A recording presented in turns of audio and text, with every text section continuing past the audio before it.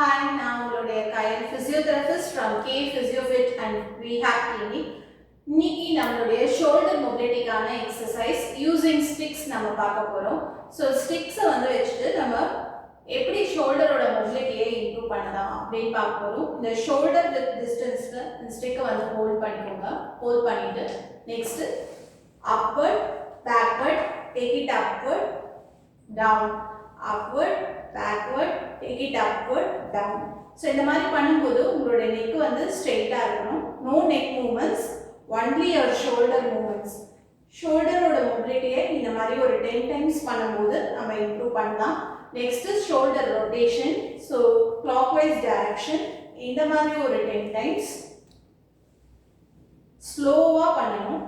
ஸ்லோவாக பண்ணும்போது ஷோல்டரில் ஃபுல் ரொட்டேஷன் மூமெண்ட்ஸ் கிடைக்கும். அதே மாதிரி ஆன்டி கிளாக்வைஸ் அதர்ஸ் டைரக்ஷன் இந்த மாதிரி நம்ம பண்ணும்போது நம்மளுடைய ஷோல்டர் ஈஸியாக மொபிலைஸ் ஆகும். இதில் நெக் மூமெண்ட்ஸ் இருக்கக்கூடாது. தேர்ட் எக்ஸசைஸ் ஸ்டிக்கை பேக்கில் ஹோல்ட் பண்ணிக்கோங்க. பாம் ஃபேஸிங் அவுட்வர்ட்ஸ் இந்த மாதிரி ஹோல்ட் பண்ணிவிட்டு ஜஸ்ட் டேக் இட் பேக். எவ்வளோ தூரம் உங்களால் பின்னாடி கொண்டு போக முடியுமோ அவ்வளோ தூரம் ஸ்லோவாக ஸ்டெடியாக ரிதமிக்காக மூவ்மெண்ட் பண்ணுங்கள்.